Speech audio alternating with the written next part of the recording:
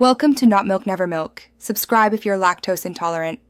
In this video, I will explain how to put a Volkswagen Jetta in reverse. First, familiarize yourself with your Jetta's gear shifter.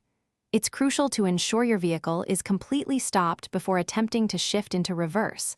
Always apply the brake pedal firmly.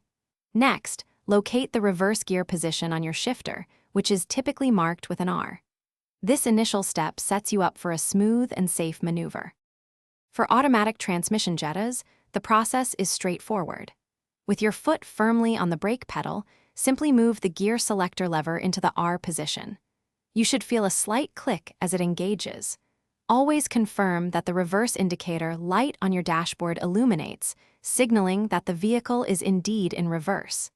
This visual confirmation is important before you begin backing up. If you're driving a manual transmission Jetta, the steps are a bit different. First, fully depress the clutch pedal to the floor with your left foot. Many manual Jettas have a reverse lockout mechanism, which you might need to lift, push down, or pull up on the shifter before moving it. Once disengaged, carefully shift the gear lever into the reverse position, usually to the far left and up, or far right and back, depending on your specific model. Safety is paramount when reversing. Always take a moment to check your surroundings thoroughly using your side mirrors, rearview mirror, and any available backup cameras.